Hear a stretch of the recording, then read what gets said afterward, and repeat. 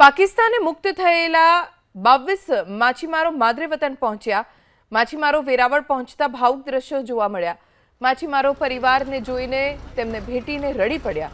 માછીમારોએ પાકિસ્તાન જેલનું વર્ણન કરતા કહ્યું કે મોટા ભાગના માછીમારો બીમાર છે।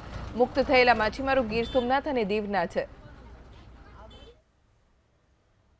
2022 में पकड़ाना था, समुद्र में पकड़ाना था। बोट मुसामन थी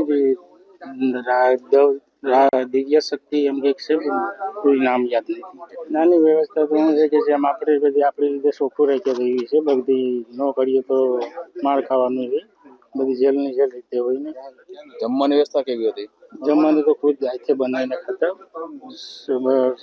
ખાવા પીવામાં હવા ધોઈ રોટી ખાલી લેતા ને સાલન હાથે બનાવતા માંદા પડે તો ડૉક્ટર અમારા માટે મરી પડતો તો કોઈ ગવર્મેન્ટને એવું તો કોઈ ધ્યાન દેતી નહીં। અત્યારે તમે 22 જણ આવ્યો છો તે બધા સાજા છો કે માંદા છો શું છે એ બધી 22 બીમાર માણસ છે કેવી રીતના બીમાર છે કોઈને દિલની બીમાર છે કોઈ અપાયસમય આવેલ છે કોઈ કેન્સર વાળા છે। આમાંથી ઘણા ખરા માછીમારો જે છે એને બીમારી હોય એવું જણાઈ આવે છે। ઘણા માછીમારોને અસ્થમાની તકલીફ છે, ઘણાના ઓપરેશન થયેલા છે। એક માછીમાર છે એમને કેન્સરની તકલીફ છે, એક માછીમાર છે એને પગમાં લાગેલું છે।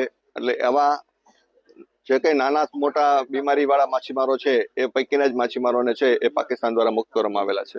આ જે મુક્ત થયેલા માછીમારો છે એ 21 એપ્રિલથી લઈને ડિસેમ્બર 2022ની વચ્ચેના ગાળામાં જે પકડાયેલા હતા એવા માછીમારોને છે મુક્ત કરવામાં આવેલા છે।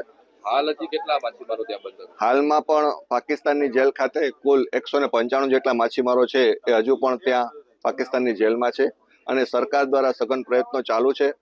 ભવિષ્યમાં ટૂંકા જ સમયમાં સરકાર એમને પાછા લાવશે એવા પ્રયત્નો ચાલુ જ છે।